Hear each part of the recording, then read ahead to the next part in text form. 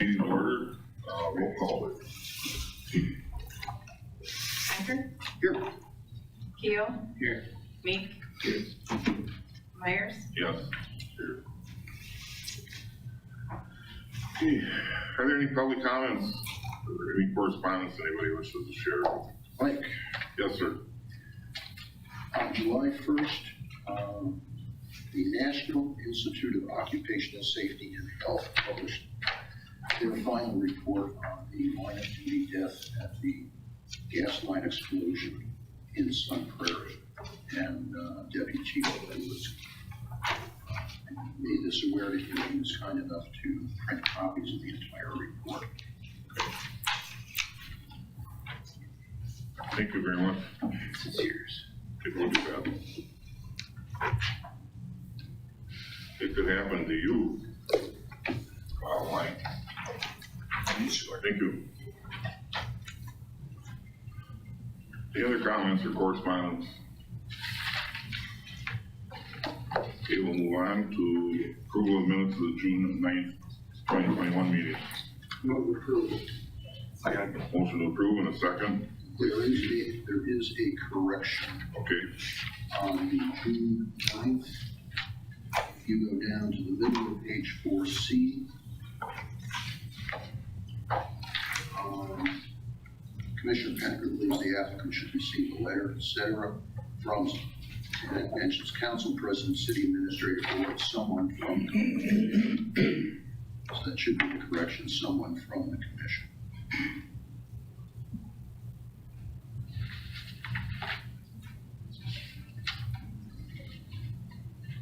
the council president or someone from the commission. Yeah, it reads council president, city administrator, or someone from the commission. Okay. How about the commission president? I had just mentioned someone from the commission in terms of my notes. Consider changing it to commission president. So I think the statement was someone from the commission. Okay. That. All right, any other changes or comments on the June 9th meeting?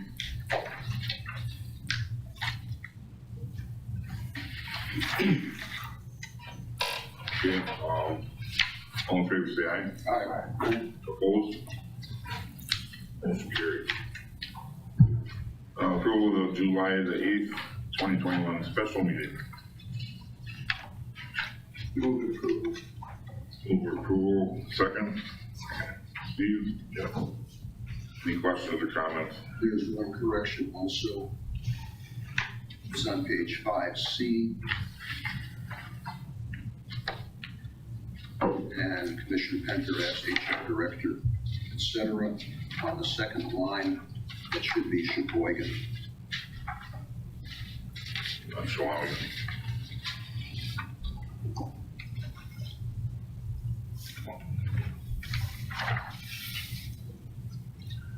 Okay, so noted. Any other comments or questions on the minutes? We have motion second to approve. All in favor say aye. Aye. Aye, opposed, motion carries. Approval of the minutes are the bills for the police department. Chief. Good morning. You have two sets of bills in front of you. One was approved by Commissioner Keo on the 29th of June, and the second approved by Commissioner Penker on the 7th of July. One area that I'd like to point out is the purchase of a 2021 Dodge Charger in the amount of $29,340.50. You'll find that on page 6F. This is the second of the patrol squads that we purchased for this year. That was purchased through V&H, which we've got outstanding prices through on the government rate. So with that, I would be happy to answer any questions and look for your approval. The two sets of bills, any questions? I'll entertain a motion to approve. Move to approve. Penker, second. Aye. Roll call, please. Anchor? Yes. Keo? Yes. Meek? Yes. Myers? Yes. And approval of the fire department bills. Chief? Good morning. Two sets of bills in front of you. First set was reviewed and approved by Commissioner Meek on June 22nd, and the second by Commissioner Myers on July 8th. Really, the one item that I want to draw your attention to is on 7E to Hamilton Medical. That was for the purchase of a new transport ventilator for our long-distance transports. The sad note is it's only $6,000 less than a new Charger. So, and the Charger would be much more fun, I would imagine. But anyway, that price was $23,699. Can I ask a question just out of curiosity? You have one ventilator for long distance runs. This is the second one. We have two now. So you have two. Okay. I was wondering how you know, if you've got an ambulance out and then you get a long distance, how do you, but if you've got two, you don't. We have one that will be mounted or is mounted in our facility rig that we use primarily, and then the other one, I don't know if it's stored here and they take it when they have to go. Okay. It's the second one. Good. Thank you. Yeah, and then other than that, happy to answer any questions and ask for your approval. Any questions on the fire department bills? I'll entertain a motion to approve the fire department bills. Move to approve the fire department bill. Motion by second by Meek. Any other questions? Roll call, please. Pinker, Yes. Keel, Yes. Meek, Yes. Myers. Yes. Thank you. Thank you. Police department activity reports, training reports, correspondence package, chief. All right, in addition to the regular gamut of trainings and meetings, which are more or less back in full swing as we move through COVID here, I would like to point out that on June 21st at the police department, we had officer candidate interviews. And as you know, we still have one opening that was approved by the Police and Fire Commission and Finance, Budget, and Personnel some time ago. And that's actually to replace Steve Meek. So apparently replacing Steve is as hard as we thought it would be. So throw that out to a kudo for you. Yeah, months and months. We got to get the right hire. Don't tell it. You just want to say the salary. So really what that consisted of was, Fired, same. that consisted of the in-house panel interview, 2 personal integrity tests, and some scenario-based, some small scenarios to test interactions with the individuals. And so that is complete, and we've begun to do some backgrounds on that, so I'll be happy to give an update as we move through that process. That was really the only thing of note, and with that, I'd be happy to answer any other questions and would look for them to be placed on file. Are you satisfied with the quality of the applicants you have? Much more this time. As you know, the time before this, we had an extremely low turnout. So we really did have quite a few more. What was the exact number? Was it 12, 10, 12? and we invited 10. Yeah, we invited. So we did 10 interviews, and I'm optimistic that we're moving in the right direction. So maybe it's a sign that recruiting is going to turn around a little bit for us. Are these people that are experienced or? Some have limited experience, some don't. Kind of across the board. On the 17th, it's mentioned the drone team. I heard some very positive stuff about the drone. There was some recent training in Merrill, and one of the guys that dropped off a packet the other day, we had a chance to talk about everything, and he's really excited about that and how it fits into a scenario, and over and keep an eye on things. Yep. Must be fun racing those up and down hallways. So. It's kind of weird because you're sitting in your office and a drone comes creeping down the hallway and looks at you. But I really would give a shout out to Lieutenant Keffer on that and all the people on that drone team. They've really done a good job. And in the near future, you'll most likely see that policy because we've never enacted that policy until we had drones. So they're completing the final touches on that drone policy, which will be coming to you for approval. So. They actually used my house for training. So he had a teddy bear. We had a big teddy bear with a gun in one of the rooms, and they had to take the smaller drone in and try and find it. And, yeah, so. It'll be a handy tool. It is. Yep, good. Any questions or comments on the police department activities? we'll review those and place them on file. Thank you. Fire department activities, training reports, correspondence, chief. For the month of June was a pretty busy month for us. On 9/8, we held a promotional process for relief lieutenant, lieutenant, and deputy chiefs. In that process, we had 5 candidates for relief lieutenant, 3 for lieutenant, and 2 for lieutenant and deputy chief. Process was very well received, a lot of positive comments on it, and thanks to everyone that participated in that. 9B, Dairy Fest, activities throughout the city. Department, the on-duty crews participated in that.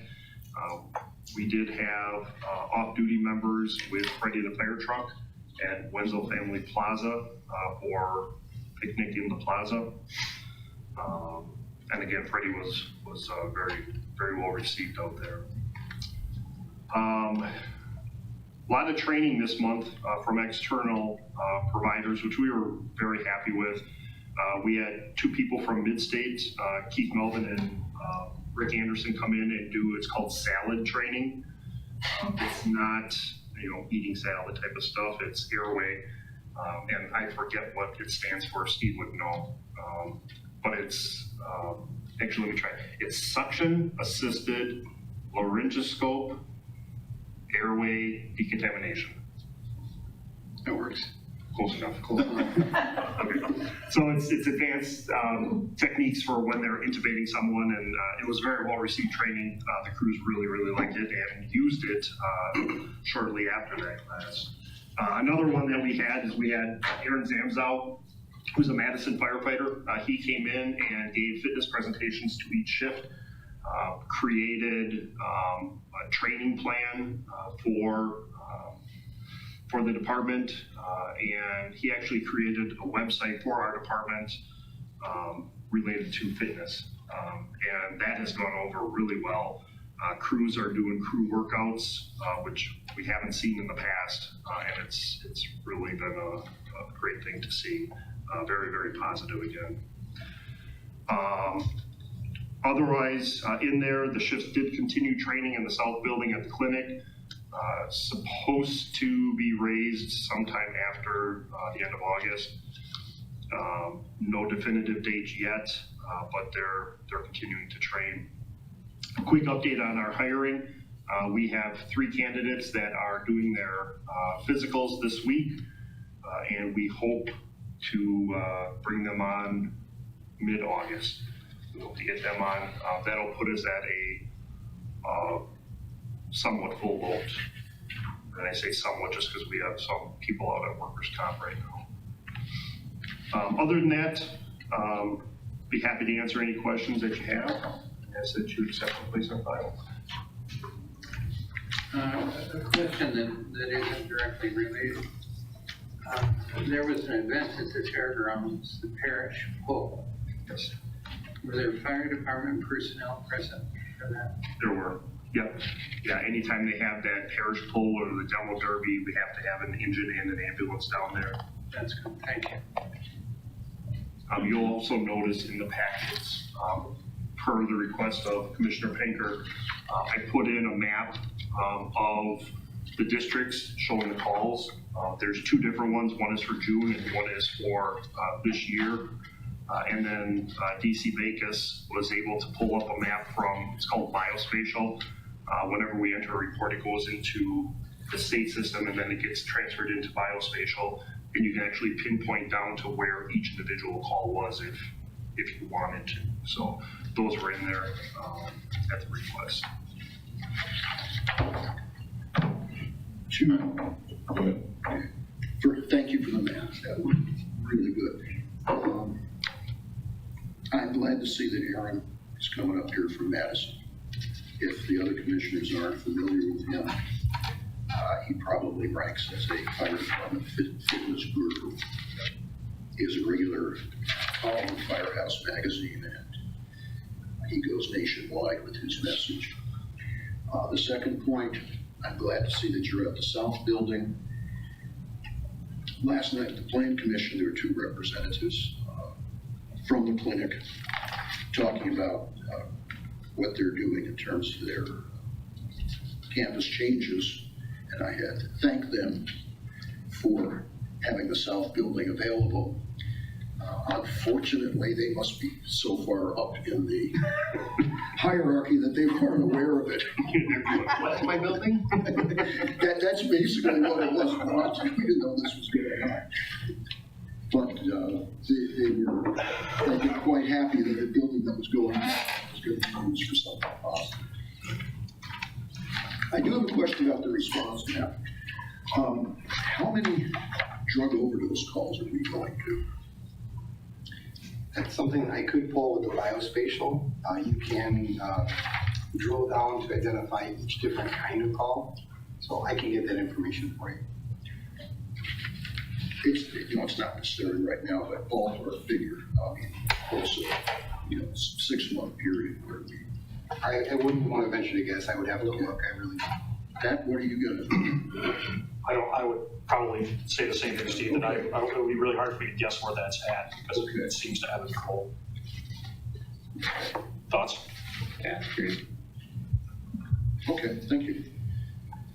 A note back on 9A, the 2nd of June, the promotional process held for the relief lieutenant. The chief had invited the commission to take part in that. I knew that I wasn't available for that, so twice I sent out invitations to the rest of the commission to take part in it if they wished to take part. So we were going to be part of that, but apparently nobody was able to participate in that process. But they were gracious enough to want to include us in that process. So I appreciate that. Don't give up on us. Oh, we're all busy, but the opportunity was there, so it'd be good to know. I know I've taken part in a lot of the recruit interviews and stuff. That's the way to promptly get to know what's out there and what the department's looking for, and how this department works as a team to bring on new people. So it's very encouraging. As a commissioner, good to see. If there aren't any other questions or comments on the fire department activities, we will receive those and place them on file. The next item is approval of Lance Christopher to be assigned relief lieutenant. Chief? Yeah, so 2 months ago, roughly, Jeff Barth retired from the department. He was a relief lieutenant. That leaves a vacancy. During our promotional process, Lance excelled above the other candidates for the relief position. Lance has been with our department for 18 and a half years. He will do very good in that position. It's important to note that this is not a promotion, an actual position. It's an assignment, so it's more of a substitute. When the lieutenant and or the deputy chief are gone, they step into those roles. So with that, I would ask for your approval of Lance Christopher to the assignment of relief lieutenant.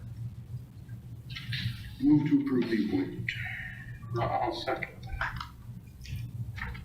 We have a motion and a second to approve the relief lieutenant position for Lance Christopher. Any questions? Roll call, please. Pinker, Yes. Keel, Yes. Meek, Yes. Myers. Yes. Thank you.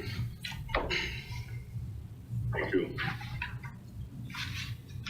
Discussion on the fire department policy implementation plan. Chief? Yeah, so included in the 2021 budget was an item to go with Lexipol to do our policies. The police department switched to Lexipol quite a few years ago already. 2017, I believe. Okay, and I know that they've been happy. Other departments across the state, fire departments use it and have been very happy. We've started the process, and essentially what we are doing is we're looking at the current policy that we have, the Lexipol policy, and merging the two as needed. Lexipol policies are, for the most part, much better than our current policies. They're legally defensible. They're written by attorneys and industry experts. They're up to date. So what we are looking at is basically starting from scratch, taking the Lexipol policies and adding in the Marshfieldisms. So the Marshfield clinic responses, the Purview Terrace type stuff, that's things specific to us. By the time we are done, I'll take a step back. We have one policy manual now, and what we will have by the time we're done are two manuals, a policy manual and a procedure manual. Right now, we're kind of integrated into one. So by the time we are done with this transition, we'll have 180 plus policies and procedures. And so I guess the plan is each month we'll try to bring forward X number of policies for discussion and approval. And not sure how you want, if you want it early or if you want them just in the packet so you can review them ahead of time. I know we typically send out packets on Fridays, and it gives you a couple of days to review. I will do my best to give you the red line version as well. The way that Lexipol works, and it was my bad for the start, is we started going through, we accept the changes so we can see what it actually reads as. But when you accept the changes, the original is gone. You can get it in a history, but it's real confusing. So we'll be submitting probably the current policy and the Lexipol so you can look at them together. So if that sounds like a plan, that is kind of what we're looking at, is bringing them each month, a select number of policies until this is done. And I know it's probably a 2 to 3 year process by the time we're all done and implemented. And it won't be every month, it'll be as they become available. Right. We'll review them as we go because it'd be rather overwhelming to do it all at once, so. Yeah, next month I would anticipate, a few policies coming probably the next several months. We have to have our tier 1, 2, and 3 done by December because that's when the next set of policies will roll out to be worked on. So. And who in the department is doing that work other than the leadership group? Right now it's myself, Pete when he has time, Paul Takis, Eric Jonas, and John Oldman. So there's 5 of us that are working on them. Okay. The biggest thing that'll come to the commission for review will be the changes to the existing, to bring it in line with what the contractor says it ought to be. It isn't to go in and just change all the policies, it's just a matter of bringing it into line with the laws and bring it up to date basically and bring it in line with the laws. Yeah, their policies are very well written. Yeah. And so far have aligned to everything that we do. So. Pat, you've been happy with the one for the PD? I'm very happy, yes. Okay. Any questions on that? Anybody in the area using these? Stevens Point actually just went to them. I think they finished implementing in August. And I do know that with their recent issue with one of their firefighters that took them to court, well, not court actually, against the commission. JB, the assistant chief over there, has to revamp some policies just based on what they learned throughout that, but they found it to be very beneficial as well. And there are several fire departments across the state that do use them. I'm not sure if Wausau does. I would probably venture to say no, not yet. And Rapid, I would say the same. Okay, any other questions? All right, thank you. We'll move forward with that. Item 12, discussion and approval of fire inspection bureau. Chief? Okay, so this particular item, as you know, we contracted with James Rowan, our fire service leadership consultant, this year. And following one of our meetings, there was some discussion on program management, continuity, everything under the sun. Currently, our lieutenants are responsible for making sure all of the inspections are done. When they're not here, then it falls to the relief lieutenants. The continuity is not always there. You know, we'll many times go into a business and write them up for something, and they'll say, well, it's been like that for 2 years, 3 years, 4 years. Well, it shouldn't be. You know, we're trying to get into a cycle that, or trying to get into a state that everything is done according to code. And it hasn't always been that way, and it goes back years. So we brainstormed some different ideas. Deputy Chief Fletty came up with the Fire Inspection Bureau concept, and I'll turn it over to him in a minute. But basically, the other issue is training. You know, we don't have that continuity of training. We don't have a training officer, which would be our gold standard down the road. We have one deputy chief who kind of creates the training, but then it's up to each individual shift. And by creating this, the relief lieutenants, more than likely that hasn't been finalized, to be them or another set of individuals. The relief lieutenants would be in the inspection bureau. There would be 2 inspectors per shift. This would add continuity to the inspections. It would add administrative tasks to the inspections for the relief lieutenants. Pete has a lot of admin work on the inspection side of the house with programs that should really be out to the crews, but can't get them out there because of time and that inconsistency. So this would create 6 positions, 6 assignments with an annual stipend. The lieutenants then would be responsible for training on the shifts. They would create and provide the training to the shifts. They may cross over into other shifts if there's a specialty that needs to happen. But with that, I will turn it over to Pete, who can further explain it, and then you can take any questions. I think Scott pretty much hit all the high points. I'd just like to say that, even since we started, lieutenants have always been out doing inspections. Well, it never really made any sense to most of us. It was just kind of the way it was. Lieutenants are first in with their crew on a fire scene, so they were out inspecting and never really had a chance to train with their shifts and their crew going in on a fire, which is obviously vitally important.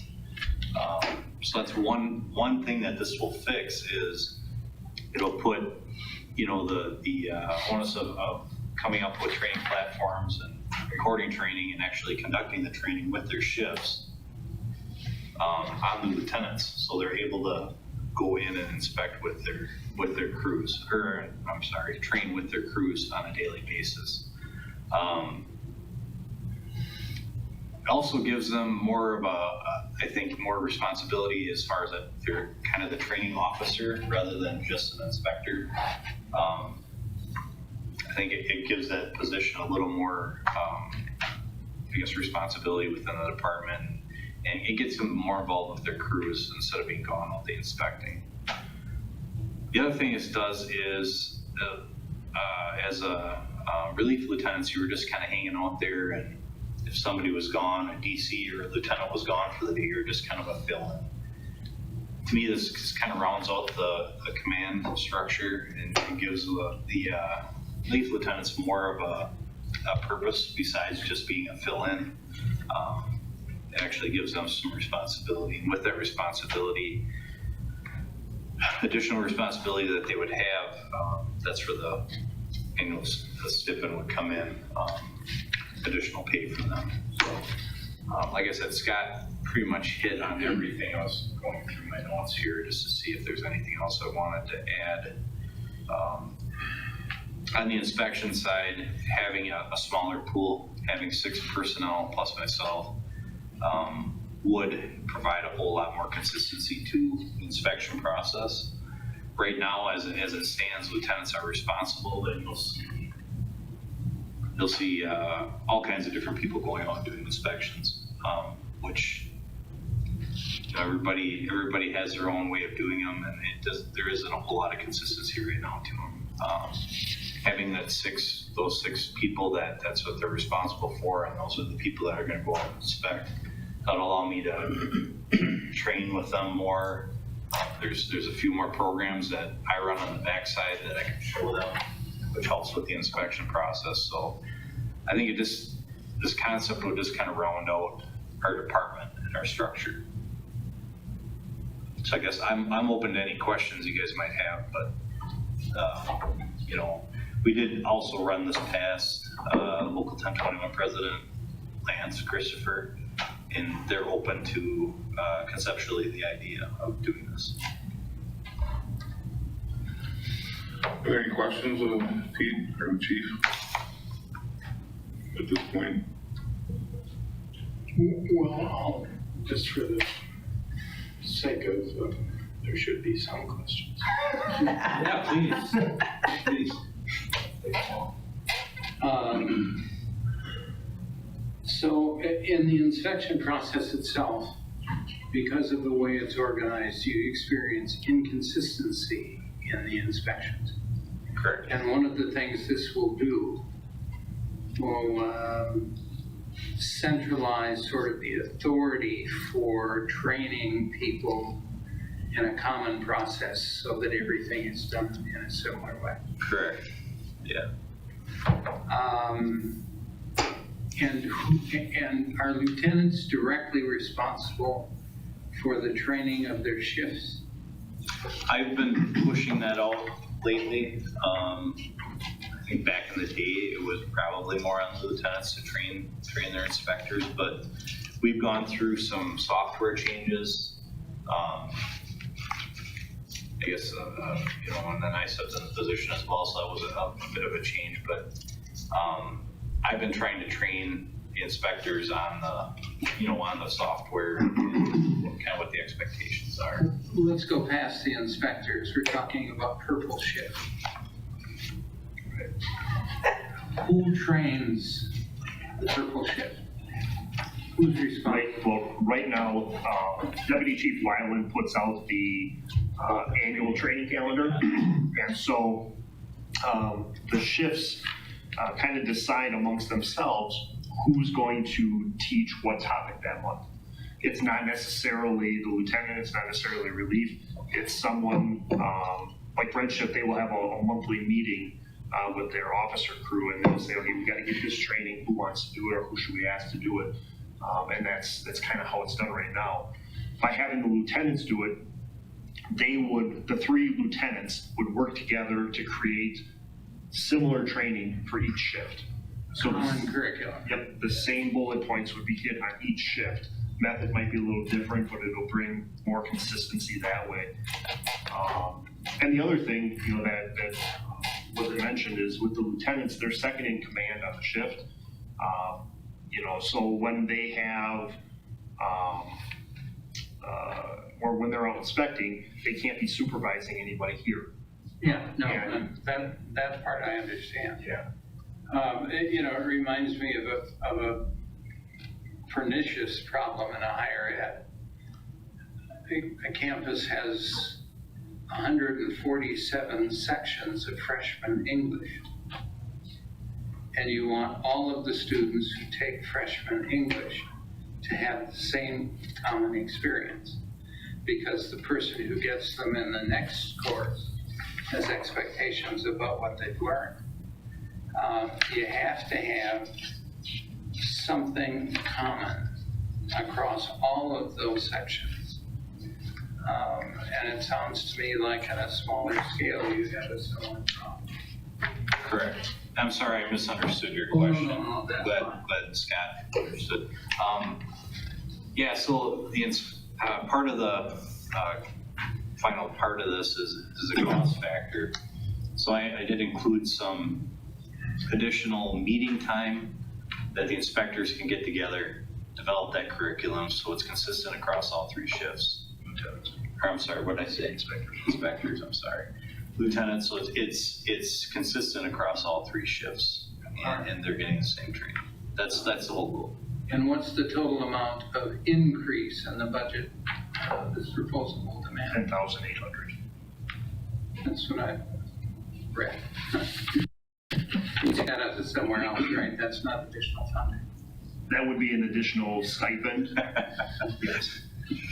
So, But with the nominal increase or minimal increases requested this year, it's not an issue, at least on our end. so I mean, No, that's helpful. I wanted to make sure that I could think about it in terms that I understand. yeah. And we were throwing around the idea of a training officer for a while, creating a whole extra position and understanding of the cities and, finances and everything. We knew that really wasn't something that was gonna happen anytime soon. So this is kind of a way to get that consistency there with the training and inspections without having to create a whole The consistency in the training is consistency in practice. And so I think it's certainly important that the training be consistent across all of the people who are responsible for acting. Yeah. Okay. And when I was looking at this, the first thing that came to my mind is that you have a department that once the trucks leave here, the department operates on an incident command system. And when you look at the current inspection mode, it's basically contrary to the incident command system. You have your command is completely diffuse, and it's not centralized, and it's not broken down into computer parts. So within a department operations concept, this fits in much better.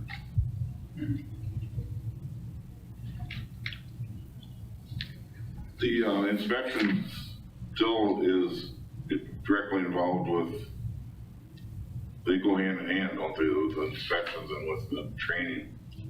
Because don't you find a lot of the opportunities in inspections to come up with attack plans and things on certain sites, especially the commercial and other, I mean, it gives you an opportunity to be in the building, it gives you an opportunity to put a plan together for an Yeah. act when the time comes. It definitely does, and right now, it's primarily 1 lieutenant per shift that's doing the stuff, the inspections.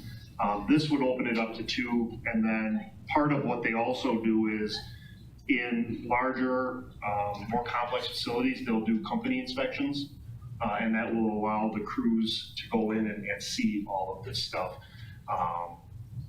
And then they'll be able to kind of develop their plans and figure it out. Plan ahead. Yep. Yeah, we take tours of facilities, new facilities. We've been to Masonite several times. That new storage facility that's being proposed, that'll be one that we'll visit. We visited churches and everything else, to kind of get an idea of layouts and stuff. I don't want to take this too far, but let's say you visit a new facility. Mhm. Is it a walkthrough, or does it include plans and discussions about if this happened, how would we address it? Kind of both.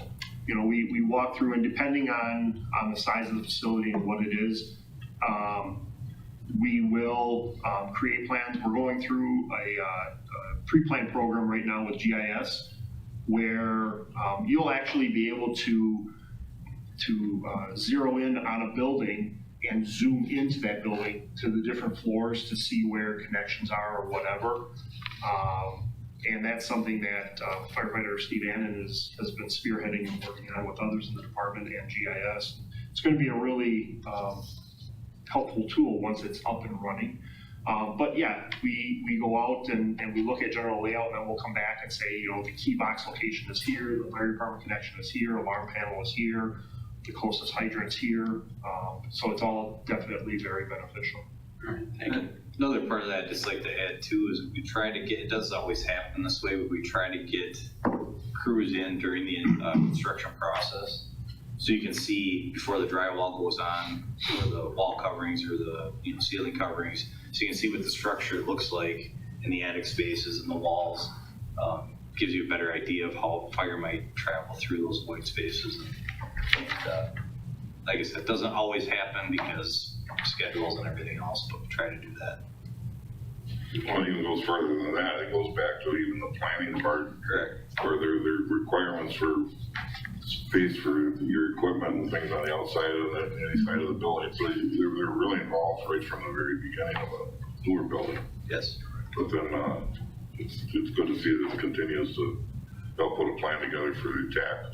You've call this something. When a building is planned and you look at the plans and find that, for example, it's organized or arranged in such a way in the interior that you can't do this or you couldn't do that if there were a fire or an explosion or whatever, can you require that the plans be changed? Yes. Yes, I have NFPA 1, Chapter 18, basically gives, and I sit in on the DRT meetings, and there's a lot of things I'm always requesting to change it. We're not always friends at DRT. Yeah, it causes some heartache and heartburn, but I have a list of codes that I have to go through, that I will go through and make sure that that building meets NFPA 1, Chapter 18. No, I thought that's the way it worked, I just wanted. Usually it costs people money, unfortunately, when I'm requesting. Well, it costs money now, but later if the life isn't involved. Correct. What's your pleasure on this? We had a discussion on it. Do you feel we're in a position to approve the Fire Inspection Bureau? Or do you feel we need more discussion? I think we've got enough information. If so, if you want to move forward with that, I entertain a motion to approve the Fire Inspection Bureau. If you're so inclined, Steve? Motion to approve, but in listening to this and a potential implementation of a training officer later on down the road, I think it might be worth looking into. Might be a cost issue, but it might save a life or save somebody from getting injured. In addition to the lieutenant's training that shifts. Okay. We have a motion to approve the Fire Inspection Bureau. Is there a second?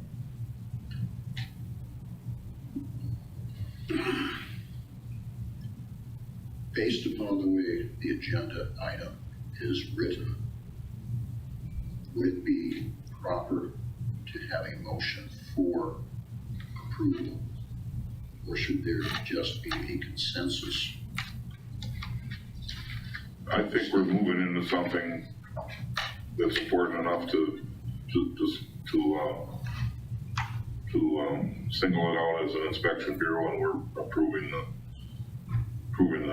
Fire Inspection Bureau if we move ahead with the motion that's already been made. Does that answer your question? Halfway, but I'll make the second on that. Okay. I would like, the motion is pretty simplistic. Could the motion be amended to say something to the effect that we approve the language, an inspection bureau as described in the materials presented to the commission at this meeting? You're making the motion to amend. Yeah. I'll second the motion to amend. Okay.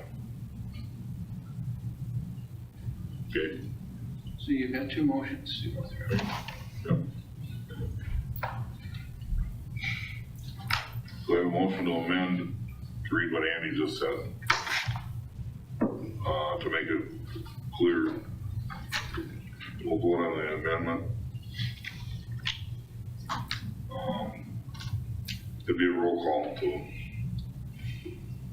Pinker, Yes. Keel, Yes.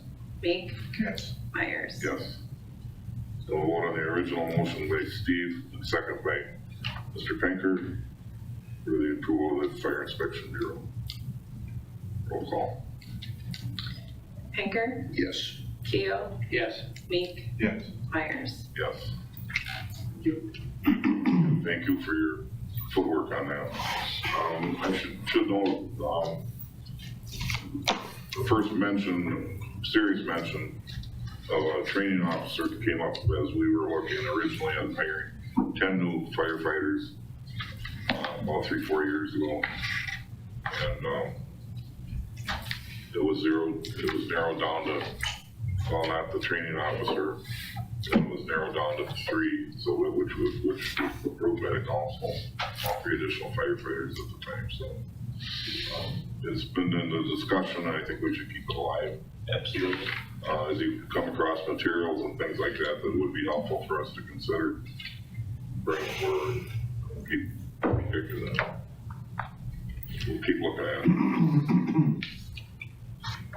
Thank you for your work on that. Thank you. Thanks for the commission for approving it. Review of the proposed 2022 law enforcement budget. You take it, chief, or, okay, chief? I thought you were gonna take that from me. And I'm like, you run with it and I'll support it. As you know, You paid more than I did, so you can have it. you can have that too. You know, we touched on this at the last meeting. It's a fairly significantly different process this year that was implemented by finance with some new software. So what you see in front of you, and we touched on that in the introductory letter, is not what you've seen in years past. This information was first provided to us on July 7th. So to put it in that format, we would have been scrambling, and we wanted to make sure that it was accurate. Also, and I think Scott would probably concede that this is how they're going to do it across the entire city. So I think there's some consistency elements that are important. So we were on board with what Finance Director Ron Allman was asking us to do. So with that, we took a first shot at it. First thing I'd like to do is just thank the committee that really helped put this together. I had a commitment over the last week, so I wasn't able to be here, but Cindy Gatz, Lori Frickstrom, Jason Parks, Travis Hesser really did a phenomenal job and a lot of work putting the final product that you got together in your packets. So as noted in the introduction letter, approximately 91% of our budget still remains in personnel costs. That consists of salaries, insurance, fringe benefits. So that really leaves a remaining 9% for department operations and maintenance costs. And those really are the nuts and bolts of what we do. That's training, equipment, other expenses necessary that we use to make ourselves best able to keep the community safe. So I'm presenting to you the 2022 budget for the amount of $5,662,099. This is really just an overall percentage increase of 2.8% from the 2021 Police and Fire Commission approved amount of $5,509,330. More specifically, in the personnel costs, which were provided to us by finance, shows an increase of 2%, while operation and maintenance shows an increase of 11.3%. I would like to note that some of those things were taken out of operations last year with some of the budget constraints that the city was going under. So in the new budget format, these specific increases can be seen in the spreadsheets that were provided in your packets. Specifically what was adopted in 2021 and what was provided to us in an outline for 2022 finance. When you look at those two numbers, then we were instructed to list any change requests, whether plus or minus, and also a reason for listing that change. So in your package, you'll see there's a plus minus, whatever from what finance recommended to what we are recommending and requesting. I'm looking specifically at operations. That's one of the more, as I said, nuts and bolts areas of our department. We added a special response team sniper rifle that was actually removed from the budget last year. That was in the amount of $3,180, and that's really to get that portion of our special response team in the direction of where it needs to be. Additionally, a significant item that we added was 2 Motorola mobile radios to outfit both the special response team ambulance and the armored rescue vehicle. Current radios in those 2 vehicles are older and they're not the same brand name of Motorola that we currently have in all the squads now. We were able to purchase the last 2 squad mobiles with end of year money, so that fleet is taken care of. And the biggest problem that we have with the armored rescue vehicle and the ambulance is that they don't have encryption capabilities, which is really, really critical when you're talking about special operations. So we need to get those up consistent with the other radios.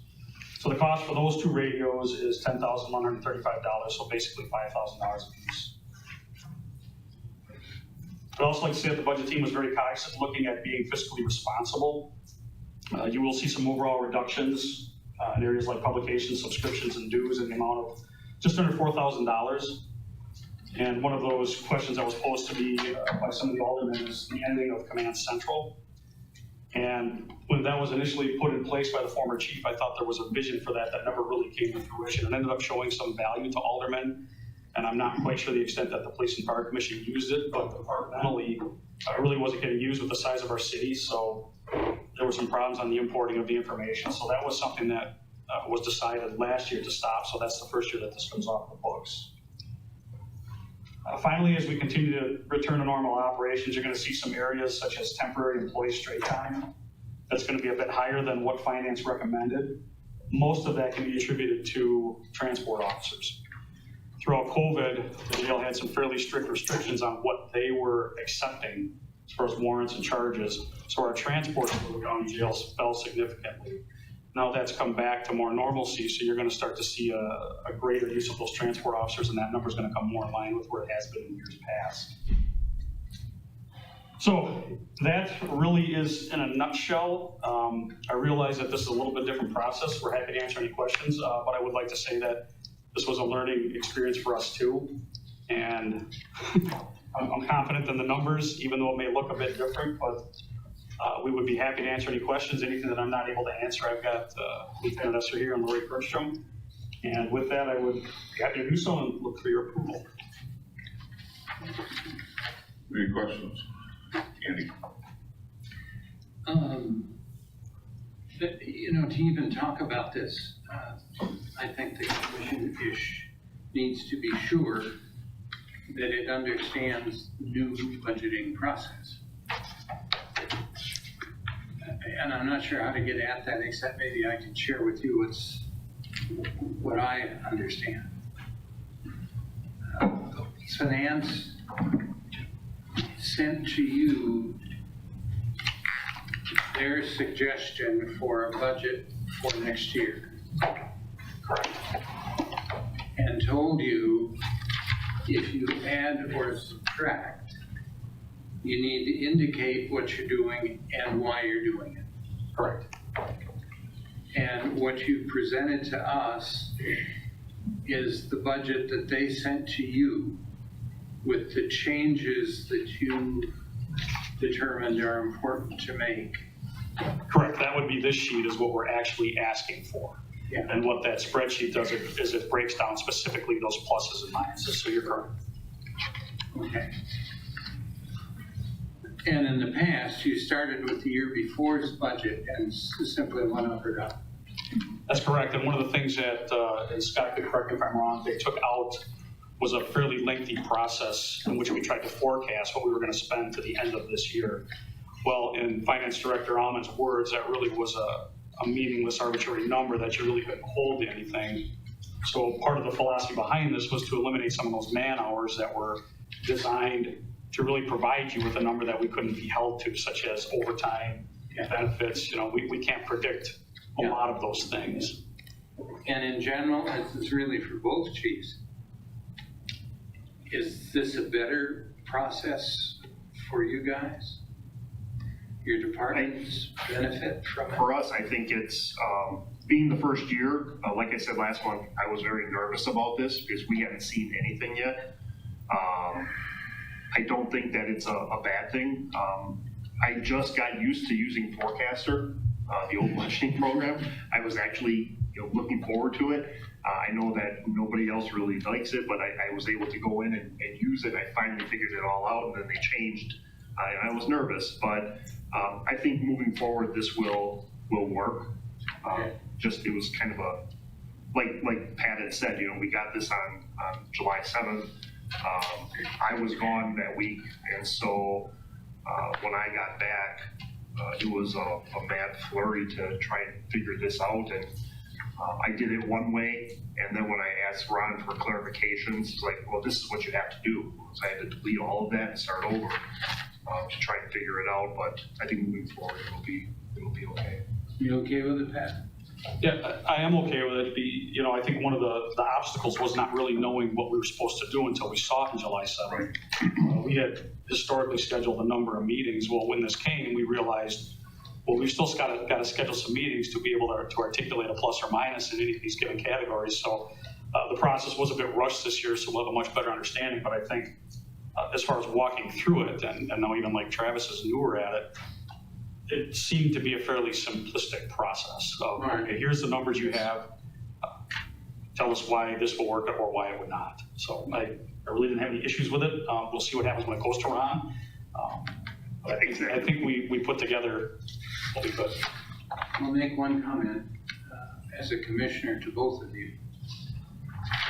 I know in the past, City Hall has come back to you after the budget is submitted and saying, well, cut this and cut this and cut this. That is unacceptable. They can say you have to cut $100,000, but what's cut is the business of the commission. Just a reminder, I guess. Right. So I Not guess, so much for you, but for. sure. And I guess with that, if they come back and say you need to cut X number of dollars, is there a process that the commission wants from us before we just say, oh, just get rid of that, get rid of that, get rid of that? Do you want us to, let you know that they've requested this and this is what we're doing? Do you want to, you know what I'm saying? Well, you can speak for yourself, Andy, but I can see where the process at that point would be. First of all, they notify you, then the commission ought to get involved with it and have a sit down with them. They're welcome to any one of our meetings to explain where they're coming from, but the point Andy's trying to make too is that it is our budget. Right. And once they've approved it, any changes to it would come from, they'd have to come up to us and then with our approval. Because they give us a dollar amount and we're very grateful for it, but as far as what we need it for, they can't tell us we Right. get rid of one thing or I just want to make sure that, when they start coming back for reductions, how you want to be informed, or See, in my head, and Mike's, but in my head, they tell you, you've got to take $50,000 out of the budget. So you guys get together and you decide where you can remove that much money from your budget. And then you come to us and, and I would like to know, and I think we all would, that you've been required to remove that much money. But then when you decide what to do, you come to us and say, these are the changes we're proposing in response to their request. And it's up to, I can remember sitting where I am now and somebody sitting down there saying, no. You sent a budget that you believed in, stuff that you really needed.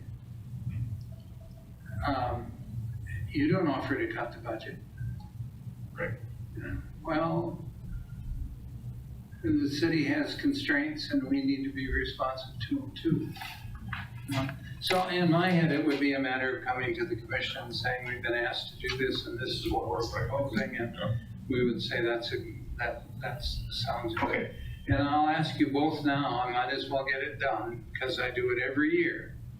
For both of you, is there anything that you really felt you needed, but you didn't put in the proposed budget because you didn't think there was enough money? I can answer that. I would say no. Okay. And I would say, for us, we had very limited requests from department members. We always start, if you guys want to see anything that we need for this year, let us know. And, last year, I'm just going to pretend.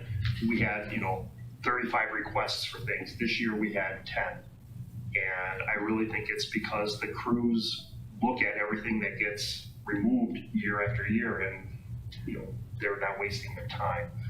But everything that was put in as a request this year, we did include. As a commissioner, I never want it to be that either department really, really needs something and you decide in advance before putting it in the budget that, well, there isn't money for it. We just didn't see the requests this year, and I would rather spend my effort fighting for it than having you turn it down before we get to look at it. yeah, I put everything in that was requested this year.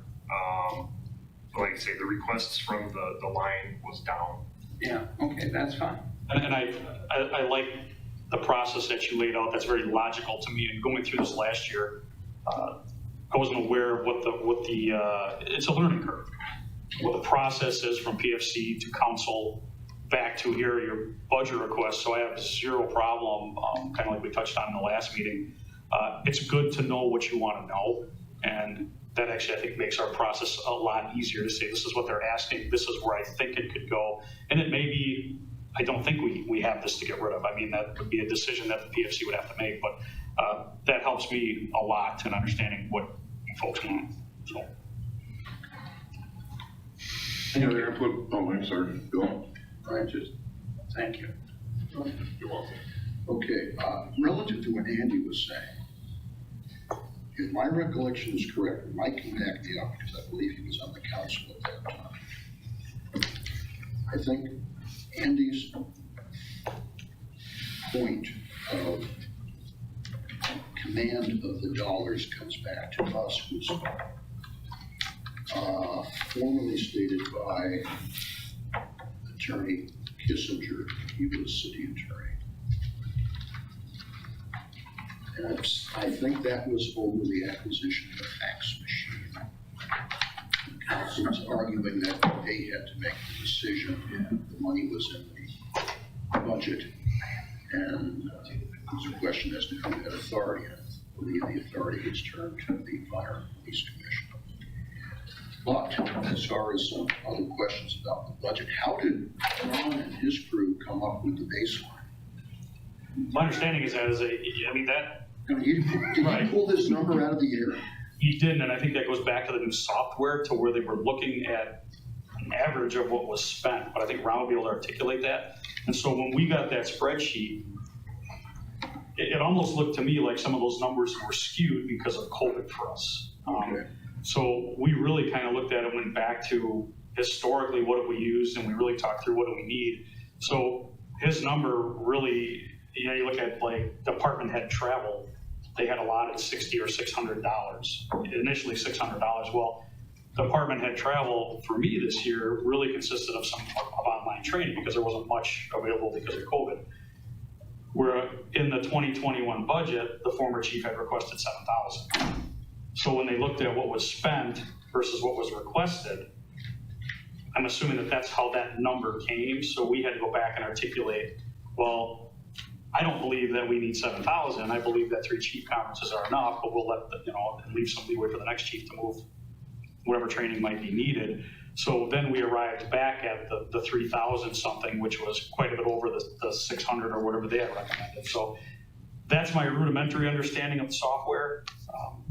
So what they recommended really didn't necessarily play into what we asked for what we thought we needed. And if that was a significant increase over what Ron had suggested, then we made that significant increase or decrease. So in other words, at a very simple level, they were simply taking a ratio of spent versus requested averages from the past.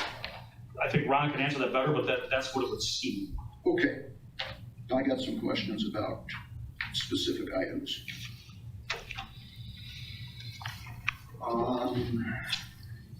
5320, that's down the middle, Command Central. I'm not familiar with that. What is Command Central? Command Central was a program, and I think it was a 5-year subscription that was used, and it imported information from our central records system so that maps and information could be pulled up about where crimes are occurring. Okay. accidents, problem intersections. With the size of our city, ultimately, it was supposed to be a tool for lieutenants to look at and say, how do we allocate people for the day, or what are our problems? And I just think that with the size of our medium city, it didn't really come to fruition that it was very helpful for them. So it wasn't used. Okay. On 5332, travel department head, kind of went through that, but there's a reference here about FBI Executive Leadership Institute, and that's going down to 0. Is that one of those things that just comes by as an on-need basis? I'm not familiar with that one. That was something that, this is basically a carbon copy of what the former chief had put together. Okay. So what I did is this is me personally, you as a commission can obviously decide what you want in the future. That particular number looked incredibly elevated in relation to the training that officers and other administration were allocated. That didn't sit right with me. I'm familiar with the Wisconsin Chiefs of Police conferences. They're very good. There are things in those conferences geared towards new chiefs. There's things in those conferences geared towards all of them. There's one in Green Bay, there's one in the Dells. There's also 2 other Wisconsin Law Enforcement Executive Directors Association trainings throughout the state. So I don't specifically know where he got those, but those were eliminated for that reason. Okay. Moving on, 5340.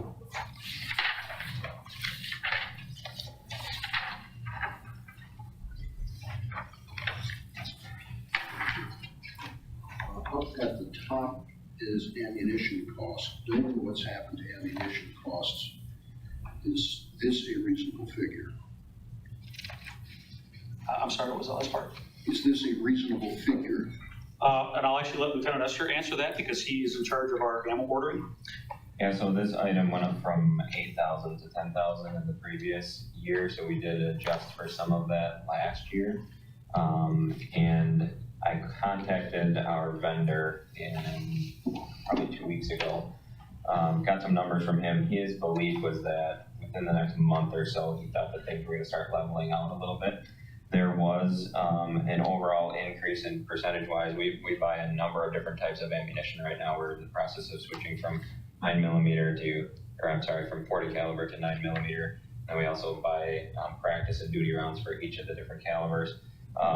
Overall, on average, the increase for ammunition was around 13%. Based with what we have in our inventory, in the hope that the prices kind of level out here for this coming year, I think we're going to be okay there. Who's your source for the ammo? It's a Hornady dealer out of Iowa, Sunset Distributing, it's called. Going down to the bottom of that page, 5340. And Chief had mentioned this, mobile radio with encryption for the SRT ambulance and the response vehicle. Now, I'm not familiar with this, being new on the commission. Does the police department have a dedicated SRT vehicle for ambulance use? Or are we using a fire department vehicle that needs the encrypted material?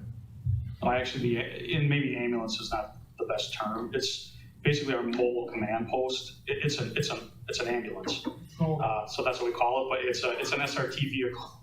Okay. So we actually have 2 special response team vehicles. We have the mobile command post personnel transport type vehicle, which is the old ambulance, and then we've got the armored rescue vehicle. Okay. Bill, they have a black ambulance. Unmarked. Pretty obvious. I much prefer the mobile command post. Please do that. Because now I'm going to be asking, I was about to ask Steve, how much armor plate do we have? Going over to the next one, 5350. We're looking at 274 per gallon. That's what we were doing. How realistic is that based upon projections right now? Well, that was who gave us that projection comes from Ron. Yep. So finance provides us with that projection. Really? Yep. Yeah, historically. Well, I'm not sure where he got it from, but I can certainly share his data where he got it from. It doesn't really list, but it does have the forecast in there. Crude oil, gasoline, diesel. Okay, so it doesn't, he doesn't list the source. I can't see that. It says short-term energy outlook source. So you don't know whether it's the American Petroleum Institute, whether it's Lundberg? That I can't see on here. We wouldn't know that.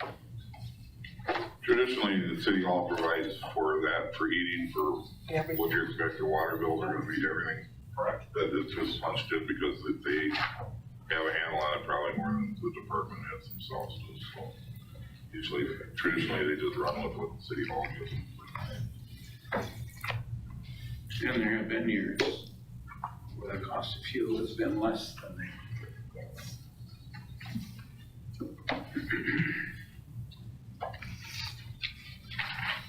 I'll move to approve the budget. We have a motion to approve, I'll second. second by Andy. Are there any other questions or comments?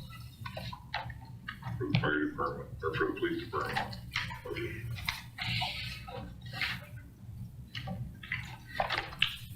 Roll call, please.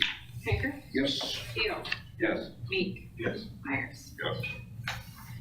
Thank you, gentlemen, ladies. Appreciate it.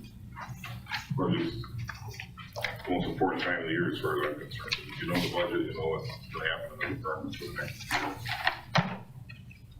So you gotta go fight for it sometimes.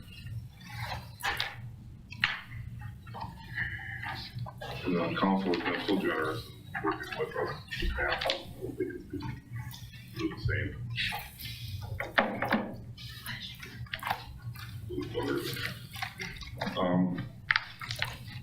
Reviewing and approval of the 2022 fire and rescue department budget. Chief. Everything Pat just said. I'll take that as a compliment.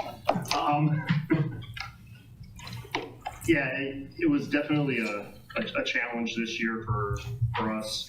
First, I thank Steve and Pete for helping and reviewing everything, Lori for compiling it and getting it out to everybody, and then for the department members that submitted the requests. So we have three budgets. We have fire protection, prevention, and EMS. Protection itself, the change from 21 to 22 in personnel costs alone was about $113,000. That's stuff that we can't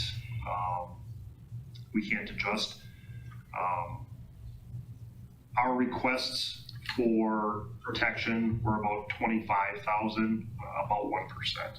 So in total, the protection budget is up 7.9%, 6.9% because of the jump from 21 to 22 that finance did in the base budget.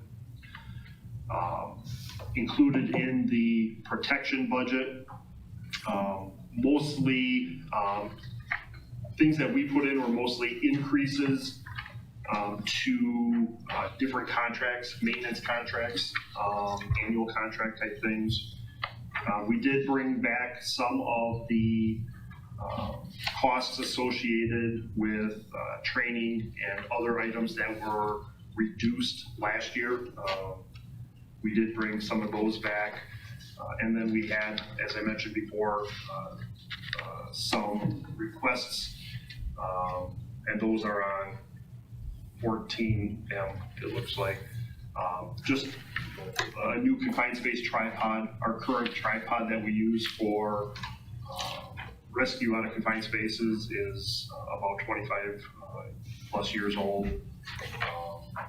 Our gas range upstairs is original to the building, and that is in need of replacement.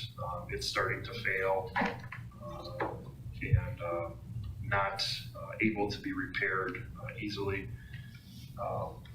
We're looking at RIT, which is Rapid Intervention Team. So the Rapid Intervention Team is a group of firefighters that save firefighters. So in the NIASH report that Commissioner Pinker handed out, there's a section in there where they start doing a search for firefighters in the explosion.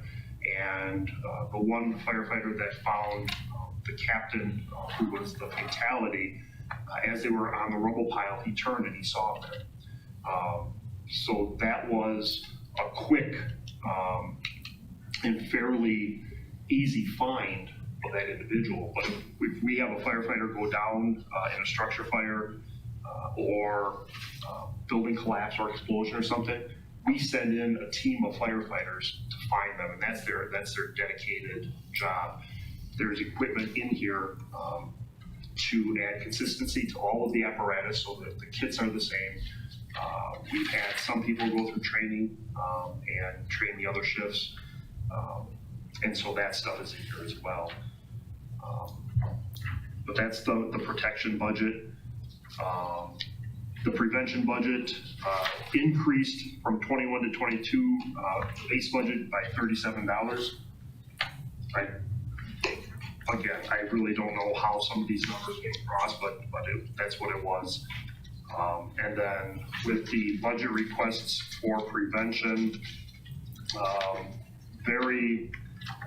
I shouldn't say there were no specific prevention requests. What you see in the requests are shared between all of the budgets. And with that, prevention went up 2.7%. And that's solely based primarily on the additional requests from the other two budgets. EMS, again, EMS is not tax funded. It's an enterprise fund, so it's run off of user fees, contracts, etc. Overall, there was a decrease in the EMS budget, 21 to 22. So in 2021, it was 1.624 million, and our proposed department budget is 1.599. So it was a decrease of $25,000-ish.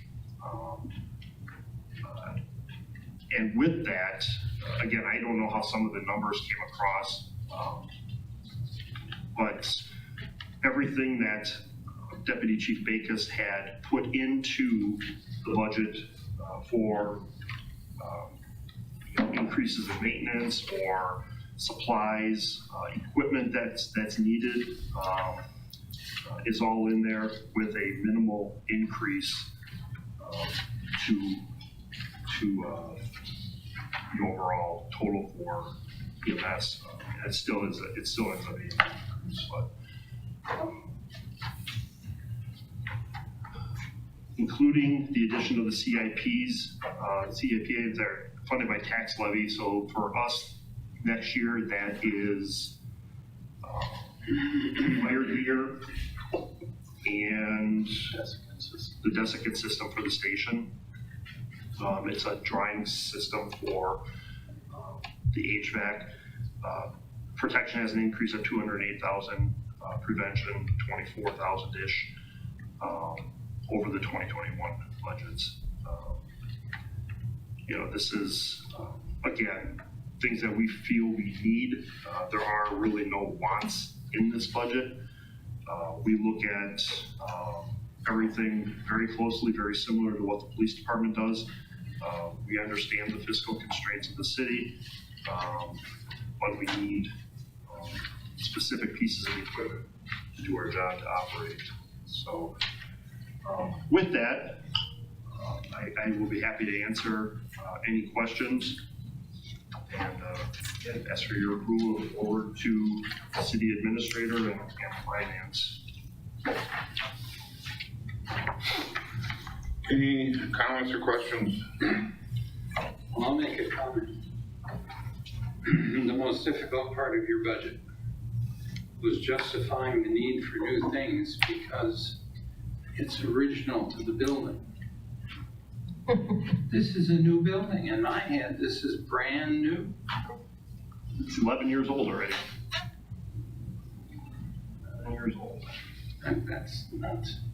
Yeah, well, what did we just find that, the fire pole. The fire pole, the electronic gates started developing some type of whirring sound. Pete did some investigating. We've had it out of service for a couple of weeks now. Pete did some investigation, contacted the fire pole manufacturer, got back from them yesterday the quote to repair. One part and they've known about this failing. And so as soon as they found that it was failing, they developed a new system, which we don't have. We have the original, and it's gonna cost about $10,000 to repair the fire pole operating mechanism. So now what do? Do we close it off?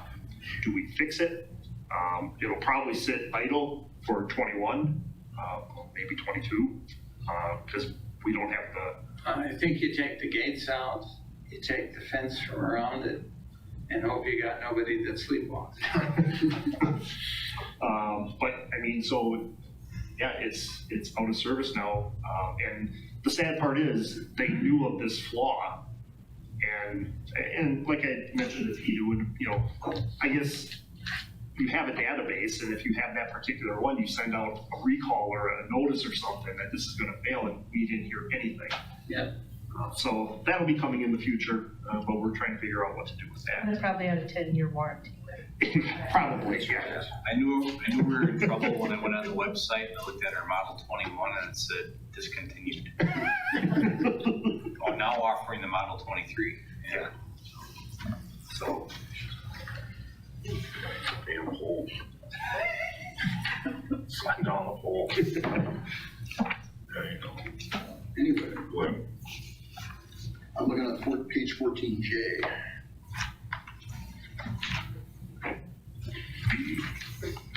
I should have brought my other cheaters today. Stronger. All right, go ahead. Okay. DOT testing of the parking trailers. How many trailers do you have? We have 4. So that's the 2 deluge trailers? Yep, it's the 2 full deluge trailers, our hazmat trailer, and then our rehab, prevention, disaster trailer. Oh, okay. It's our catch-all trailer.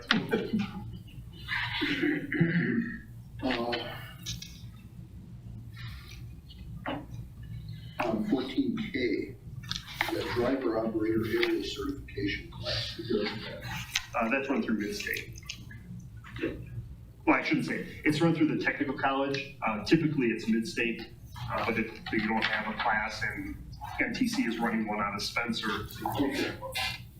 Excuse me. Then on 14L, we've got a whole bunch of replacement hoses. How often do you guys replace hoses? Pete? It depends on the year. Each year it goes through a testing process, and if we get holes in the middle of the hose or damage to the middle of the hose where we can't repair it and it's no longer useful to us, we have to replace it. So it varies on the year. It goes through a testing process, and it has to for NFPA standards and everything. So I think this year we had a dozen fail.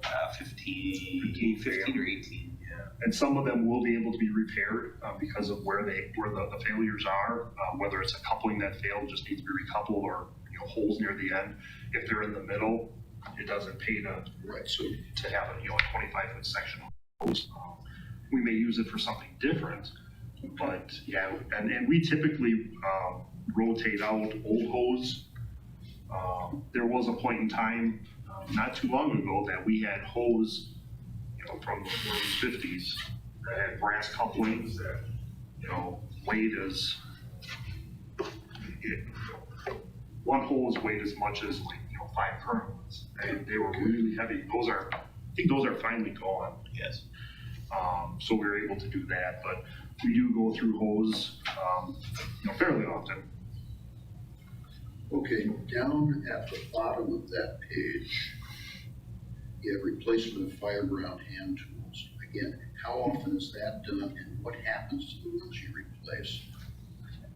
So, periodically in a fire, something is broken, lost. We've actually had, axes lost in buildings that have come down. You may recover them later, you may not. If it's a significant dollar amount for an item, we'll do an insurance claim. I think we have a $1,000 deductible. I'm not sure what it is. Whatever it is, but this, we get axes that, the heads get weak, We fix them if we can. If we can't, we have to replace them. Sometimes the older tools will be put out on surplus for auction. Okay. Otherwise, they're just disposed of.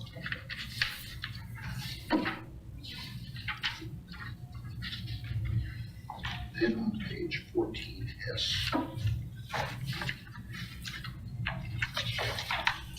The Computer for Public Education Program. I have only one comment about that. That's a great idea.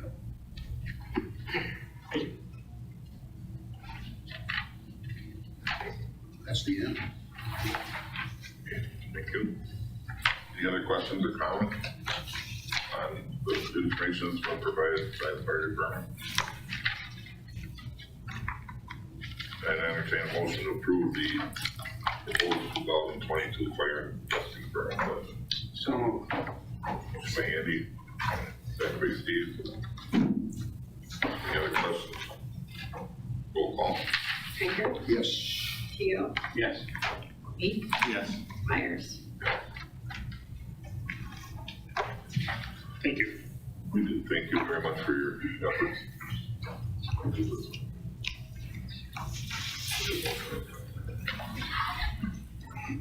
Okay, there's nothing else on the agenda.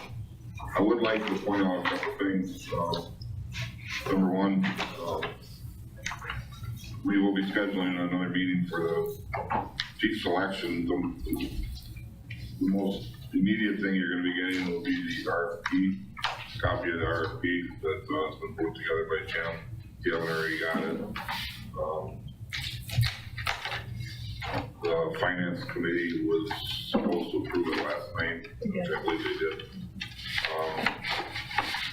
I had gotten a copy of it to make sure that everything we had talked about was included in it, but we'll make sure that you get a hard copy of that.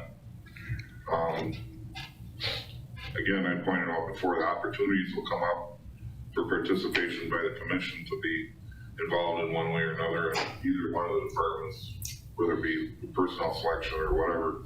And I'll make sure that those opportunities are shared with everybody, so that if you choose to take part in it, you're more than welcome to represent the commission in that endeavor. And I should point out, and I'm a little upset with it myself actually, because I didn't know until after the last meeting popped up on the internet, that we are being televised. We would like to know that ahead of time. Not for any particular reason, but it's just as a courtesy to know that Big Brother's watching you. So keep that in mind as we progress. Not that we ever get away from what the agenda is and what legalese is and stuff, but there's no person present. So here we sit with somebody looking over our shoulder and we didn't know it. So that was what I was upset about. At least wave or something.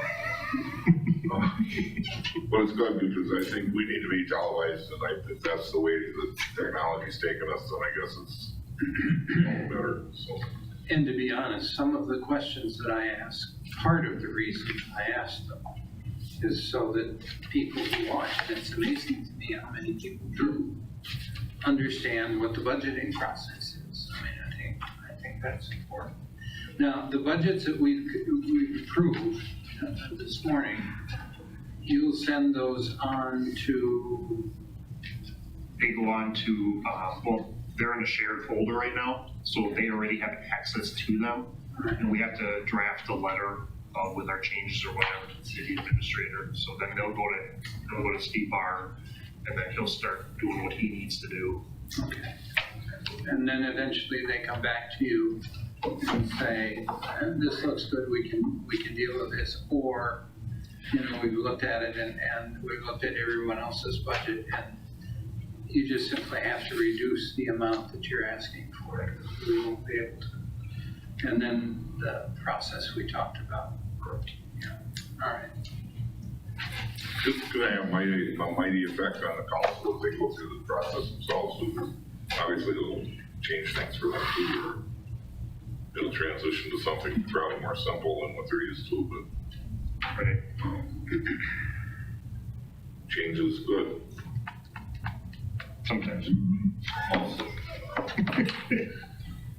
So I'm told. whether you like it or not. Well, hearing no objections, we've reached the end of our agenda, and if there are no objections, then this meeting is adjourned. Thank you, everybody, for your help, your efforts, and keep up the good work.